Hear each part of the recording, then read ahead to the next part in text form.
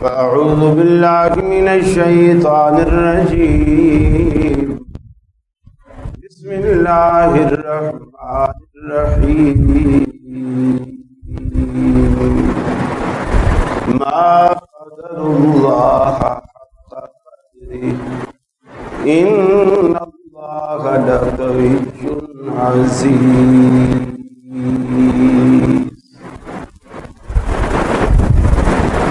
ولله ما في السماوات وما في الأرض وهو العزيز الحكيم.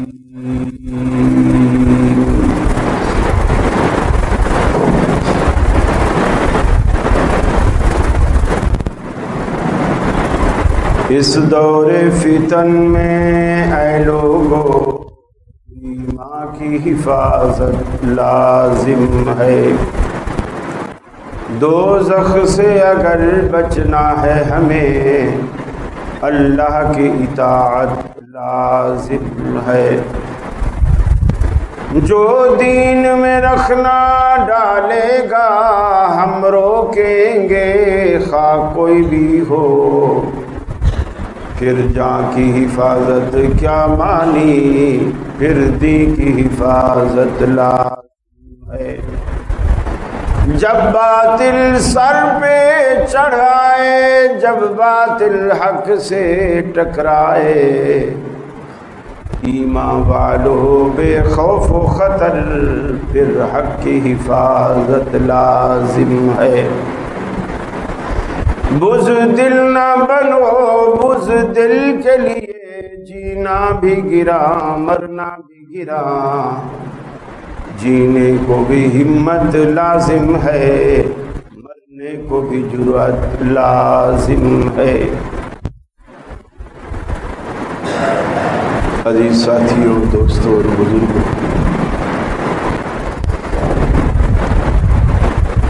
اس وقت ہم جس پرفتن دور سے گزر رہے ہیں یہ دور پھر کسی فاروق اعظم کی ضرورت محسوس کر رہا ہے. صلاح الدین ایوبی کی ضرورت محسوس کر رہا ہے. محمد بن قاسم کی ضرورت محسوس کر رہا ہے. وہ صلاح الدین ایوبی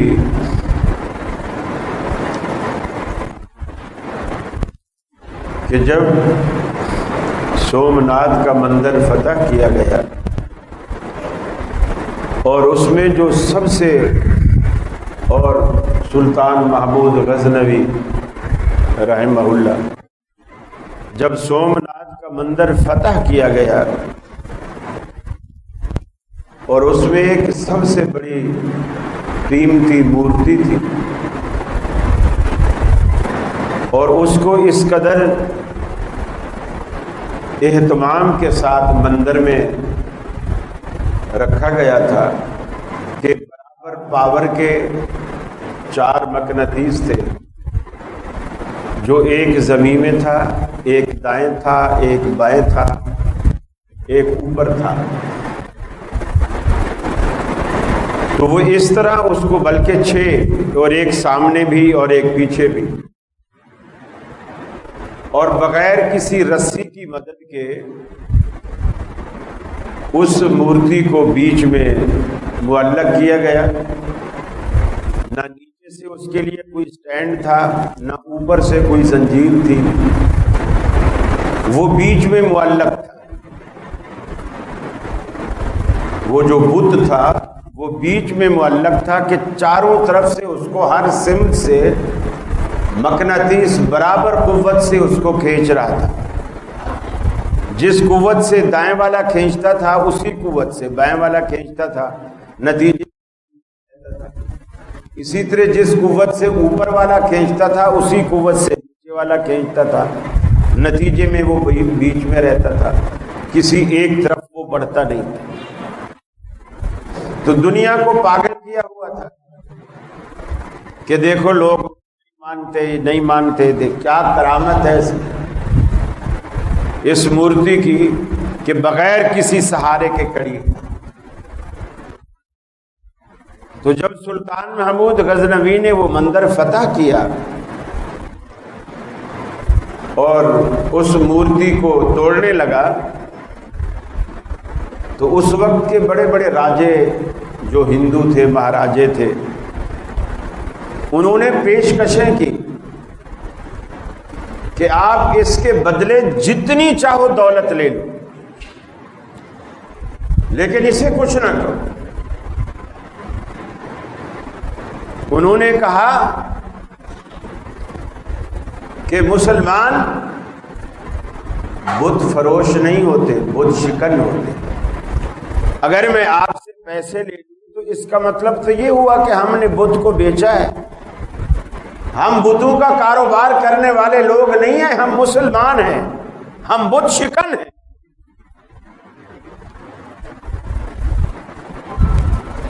دنیا میں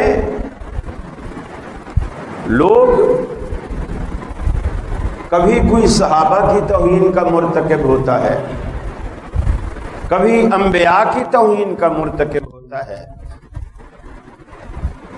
اب تو ظالموں نے ایسی حد کر دی ہے کہ جس رب نے دنیا بنائی اور جس رب نے اس کو پیدا کیا وہ اس کی توہین پر تل گیا ہے. آپ نے سوشل میڈیا پر یہ خبریں بڑی سنی ہوگی.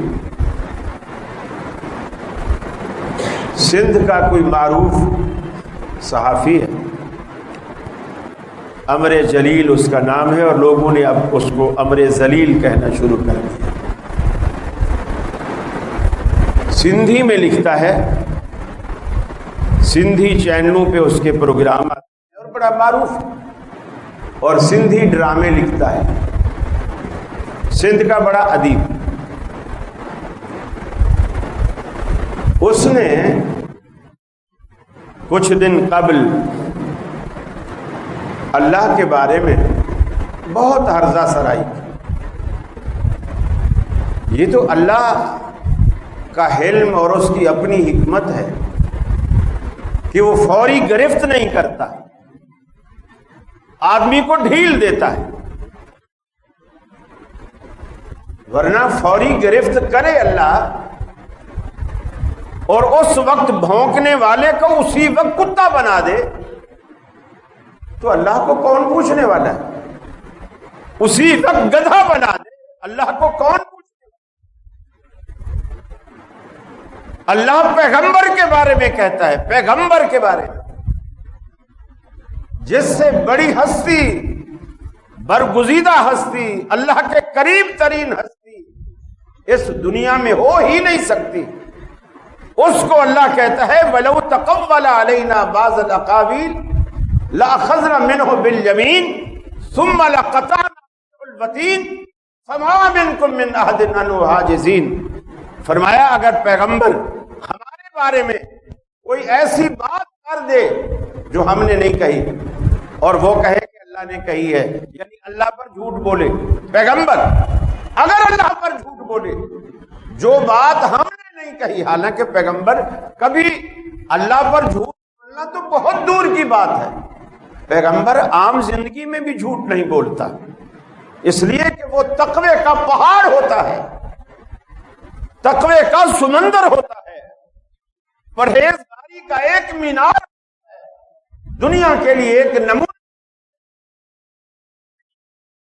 لیکن اللہ کہتا ہے اگر ہمارا پیغمبر بھی میرے بارے میں کوئی ایسی بات کہہ دے جو میں نے نہ کہی ہو، اخذنا منہ بالیمین، پھر ہم اس کو دائیں سے پکڑ لیں اور اس کی رگ حیات کاٹ ڈالیں، یعنی پیغمبر کو ذبح کر دیں. فما منکم من احد عنہ حاجزین، کوئی بھی ہم سے پوچھنے کی جرت نہیں. یہ ہے اللہ. اور وہ بدبخت کیا کہتا ہے؟ وہ کہتا ہے کہ میں نے اللہ سے پوچھا، بہت ساری باتیں آپ اس کو سنیں، بہرحال میں ساری باتیں بیان نہیں کر سکتا. میں نے اللہ سے پوچھا تو نے 1,24,000 پیغمبر دنیا میں بھیجے ہیں اور وہ سارے مرد بھیجے ہیں، تو کیا اس دنیا میں عورتوں کا کوئی حق نہیں تھا؟ 1,24,000 پیغمبر تو نے مرد بھیجے ہیں، ایک عورت بھی پیغمبر نہیں بھیجی، کیوں؟ اللہ کے پاس بولے اس کا کوئی جواب نہیں تھا، وہ لاجواب ہو. پھر آگے یہ بکواس کرتا ہے کہ میں نے اسے کہا، اللہ سے میں نے اسے کہا کہ تو چونکہ پیدا نہیں ہوا، کسی عورت نے تجھے جنم نہیں دیا، اس لیے تو کیا جانے ماں کی مامتا کیا ہوتی ہے، تو پیدا ہی نہیں ہوا، تو کیا جانے ماں کی مامتا کیا ہوتی ہے، ہم پیدا ہوئے ہیں، ہمیں پتہ ہے عورت کی کیا شان ہے. یہ اللہ رب العالمین اس طرح آئی اور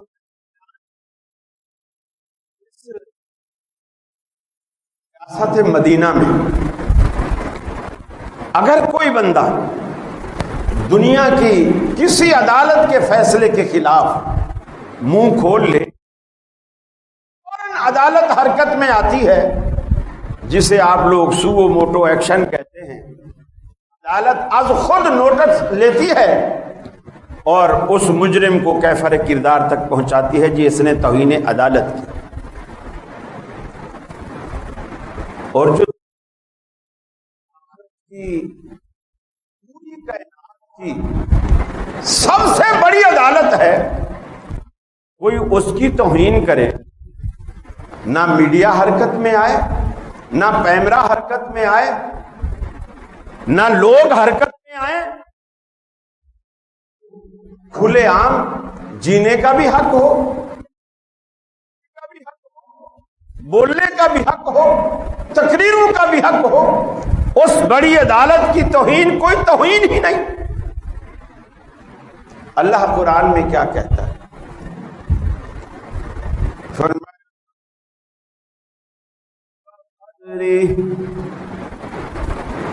انا بکاروں نے، انا قدروں نے اللہ کی جیسی قدر کرنے کا رب العالمین حق رکھتا تھا.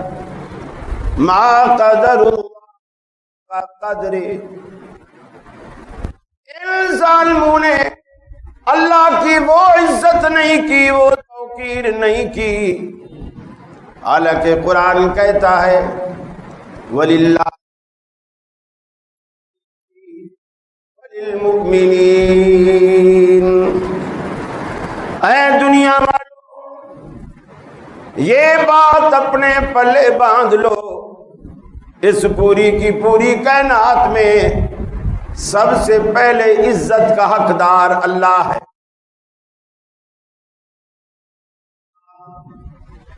سب سے پہلے عزتوں کا حقدار اللہ رب العالمین کی ذات، ولی رسولی ہی دوسرے نمبر پر اس کا قاصد، اس کا پیغمبر، انبیاء کا سلسلہ جو اللہ نے چلایا. عزت اللہ کا رسول ہے. وللمؤمنین تیسرا ان دونوں کو مانتا ہے. ولکن المنافقین لا يعلمون، لیکن منافق اس حقیقت کو نہیں جانتے. العالمین نے دنیا میں کوئی عزت ہی نہیں رکھی، یا اللہ کی عزت ہے، یا رسول کی عزت ہے، یا ان دونوں کو ماننے والے مسلمانوں کی عزت ہے، چوتھے کی کوئی عزت نہیں. قرآن پاک میں کہتا ہے وَلِلَّهِ مَا فِي السَّمَاوَاتِ وَمَا فِي الْأَرْضِ، یا آسمان ہو یا ان میں جو کچھ موجود ہے وہ ہو، یہ سارے کا سارا اللہ کی ملکیت ہے. اللہ رب العالمین کا رب العالمین مالک، وَهُوَ الْعَزِيزُ الْحَكِيمُ. غالب ہی آج دنیا میں اللہ رب العالمین جس نے آپ کو آنکھ کی نعمت سے نوازا، ہاتھ کی نعمت سے، بولنے والی زبان کی نعمت سے رب العالمین نے نوازا، پاؤں کی نعمت سے نوازا، بغیر کسی محتاجگی کے تو دنیا میں چلتا. حالانکہ اللہ رب العالمین نے دنیا میں ایسے مواقع ہمارے سامنے پیدا کر دیے تاکہ اللہ رب العالمین کی ان نعمتوں کو قدر معلوم ہو. زبان کی گویائی دینے کے بعد دنیا میں کتنے گونگے پیدا کر دیے تاکہ آپ کو زبان کی نعمت، آنکھوں کی بینائی عطا کرنے کے بعد دنیا میں کتنے نابینا اور اندھے پیدا کر دیے تاکہ آپ کو آنکھ جیسی نعمت،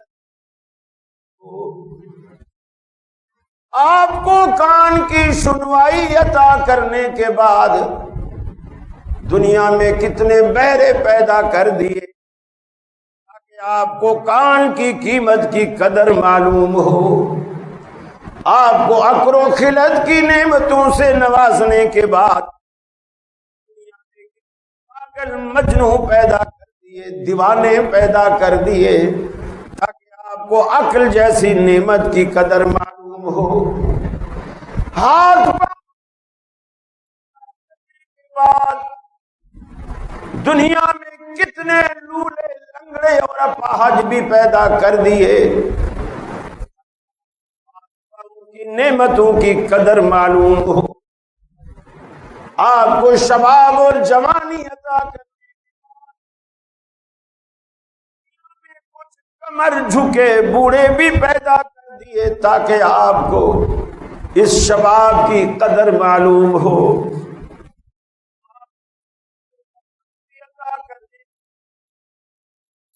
دنیا میں بستر مرگ پر ایڑیاں رگڑ رگڑ کر زندگی گزارنے والے بیمار بھی پیدا کر دیے. آپ کو صحت کی قدر معلوم ہو. ارے بجائے شکر گزاری کرنے کے اسی خالق کو بھونکتا جس نے تجھے یہ بھونکنے کے لیے زبان دی ہے. کتنا نا شکر ہے، کتنا نا قدرہ ہے اللہ کی بنائی ہوئی نیلی چھت کے نیچے اللہ کی زمین سے اگنے والی نعمتیں کھانے اور پینے کے بعد کو موقع ملتا ہے. حالانکہ آپ دنیا میں بھی کتے پالتے ہیں.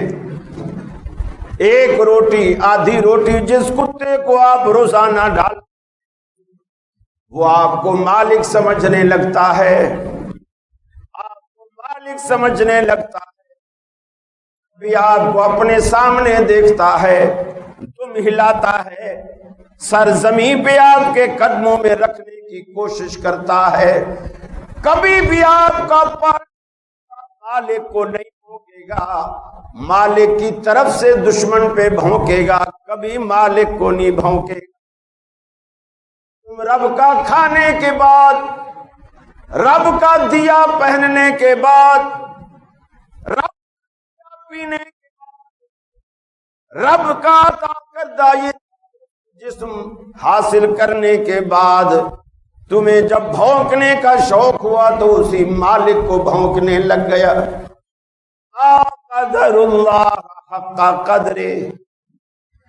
ان بدبختوں نے، ان ذلیلوں نے، یہ واقعی امر جلیل نہیں، یہ امر ذلیل ہے.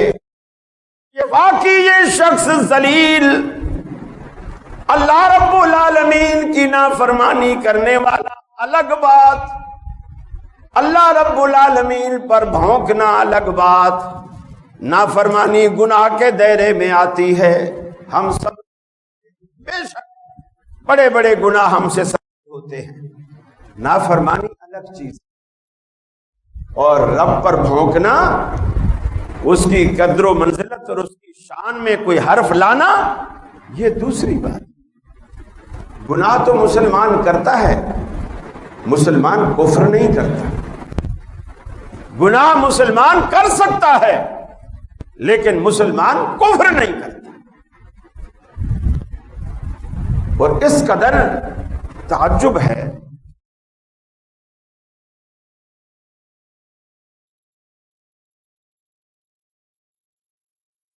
نبوت کے خلاف، یہ ختم نبوت قادیانیت کے خلاف جلوس نکالا گیا۔ مسجد بنائی، حالانکہ ہمارے ملک میں اجازت نہیں ہے قادیانیوں کو مسجد بنانے کی، وہاں جلوس نکالا، اور تا حد نگاہ سوشل میڈیا پہ موجود ہے ان کی ویڈیو فلم جو لوگوں نے ڈالی ہے، تا حد نگاہ مجمع ہی مجمع ہے،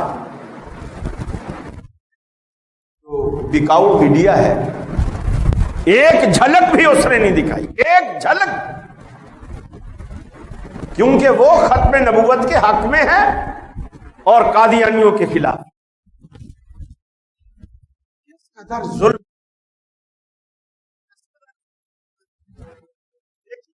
عدالتیں انصاف نہیں کریں گی تو پھر لوگ خود قانون کو ہاتھ میں لیں گے اور پھر خانہ جنگی کا ماحول پیدا ہوگا۔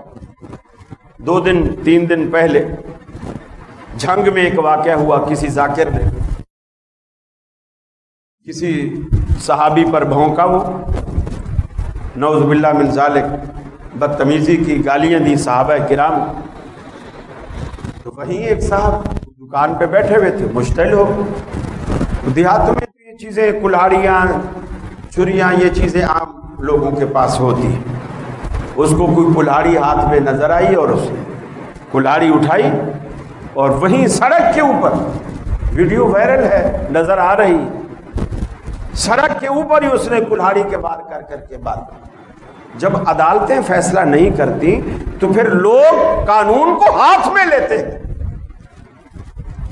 تو یہ چیزیں عدالتوں کو فیصلہ کرنی چاہیے، فوراً نوٹس لینا چاہیے کہ اس کو جرأت کیسے ہوئی کہ صحابہ کرام پر یہ بھونکا ہے۔ جب لوگوں کو انصاف ملنا شروع ہوگا، اب جیسے اس بدبخت کے بارے میں یا کچھ عرصہ پہلے کے بارے میں اس طرح کی توہین آمیز باتیں آئیں، اور وہ ایک خاتون تھی جو آسیہ نام کی، آسیہ مسیح، اس نے لوگ مشتعل ہو گئے، فوراً حکومتی تحویل میں لیا اور امریکہ بھیج بھی دی، اور وہاں سے شاباش بھی وصول کری۔ پاکستان یہ بہت اچھا اور خوبصورت، ہماری نظر میں نہ صحابہ کی کوئی عزت ہے، نہ رسول کی کوئی عزت ہے، نہ رسول کو بھیجنے والے رب کی کوئی عزت ہے، تو ہم کس نام کے مسلمان ہیں؟ پھر ہماری عزت کیسی عزت؟ امام مالک رحمۃ اللہ علیہ سے کسی نے پوچھا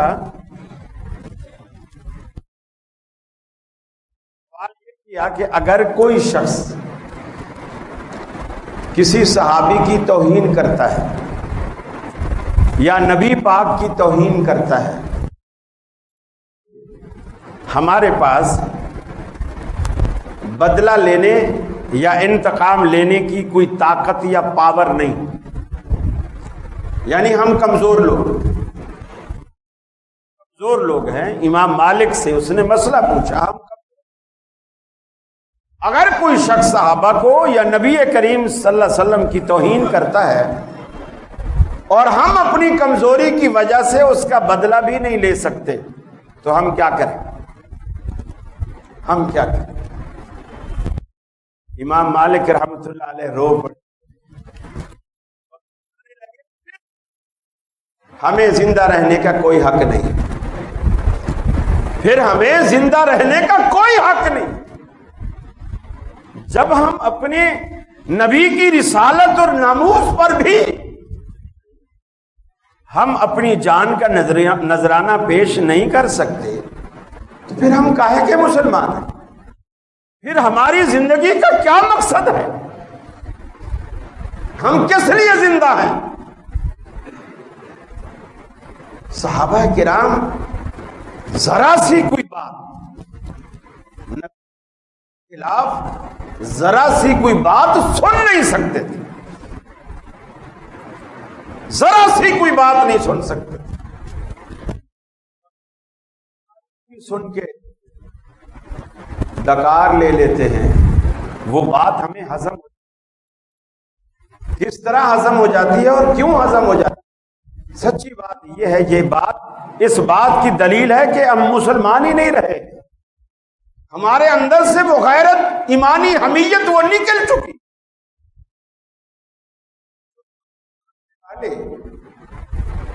رب کو ماننے والے، دیکھیے عبد المطلب جو رسول اللہ صلی اللہ علیہ وسلم کے دادا ہیں،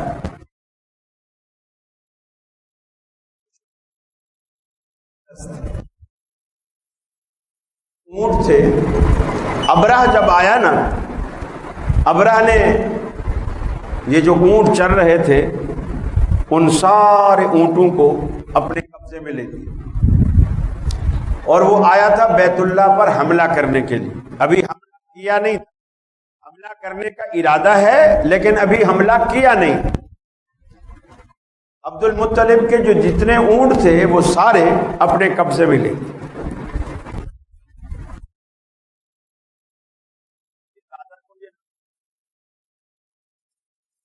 رسول اللہ صلی اللہ علیہ وسلم کے دادا کو اطلاع ملی کہ آپ کے اونٹ ابرہ نے پکڑوا لیے۔ وہ آئے، عبد المطلب کو آتا دیکھا تو ابرہ اور ابرہ کے لشکر والے یہ سمجھے کہ اب یہ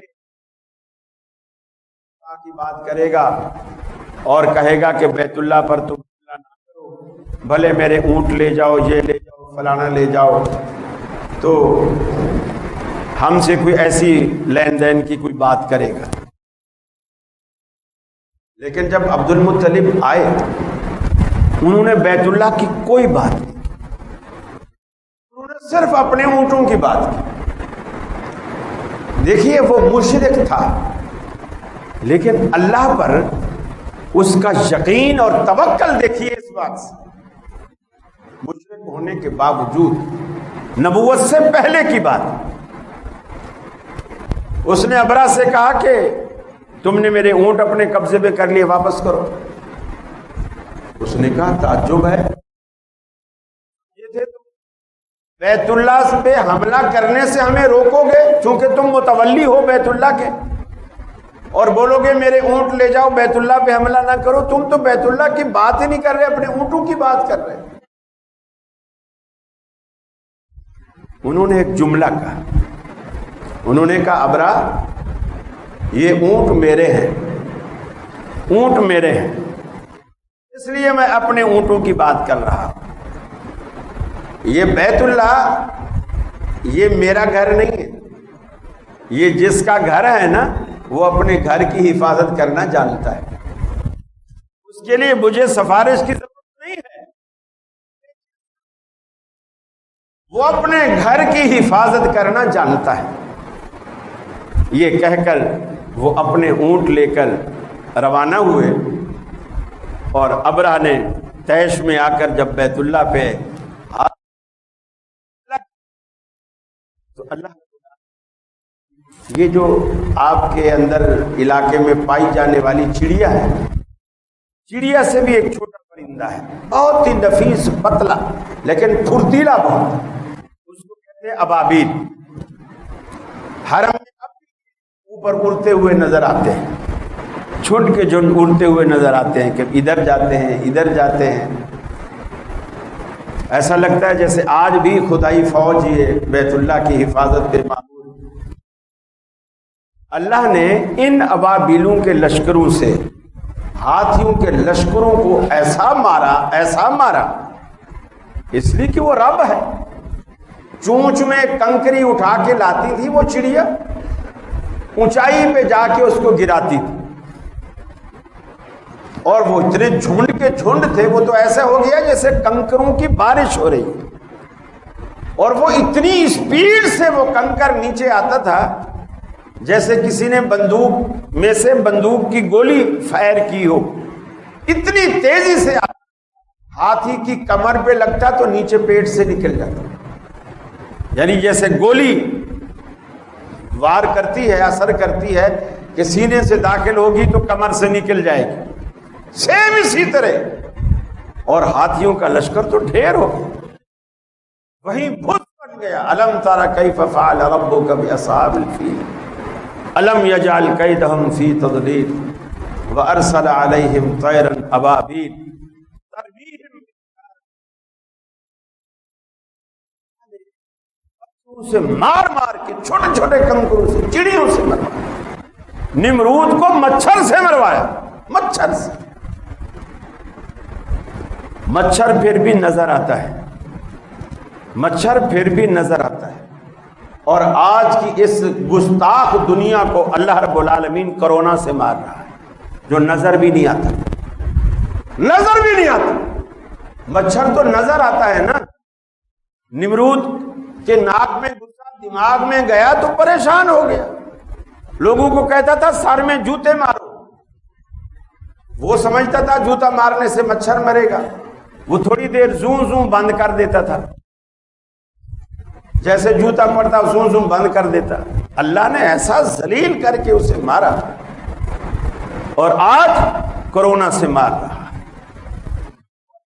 میڈیا نے کرونا کا خوف پھیلایا ہے دنیا میں، پوری دنیا، پورے ورلڈ میں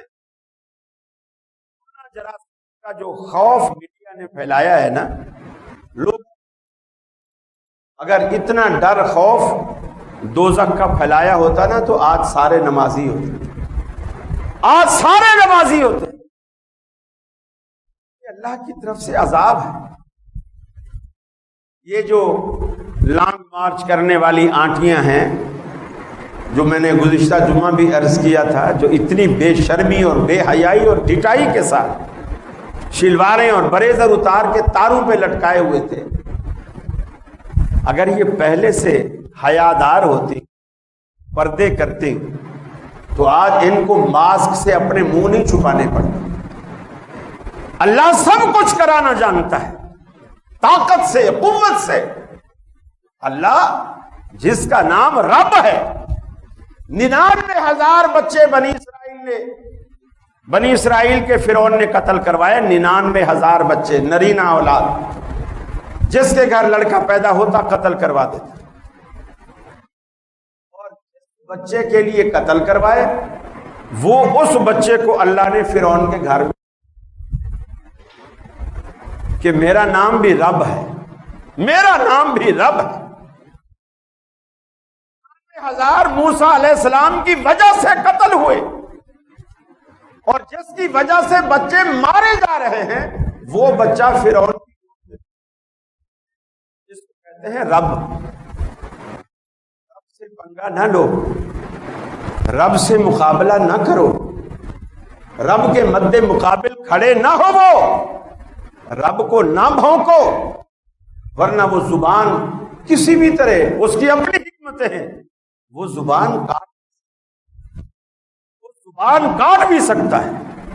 وہ آنکھوں کا نور جب دے تو لینے پر بھی قادر،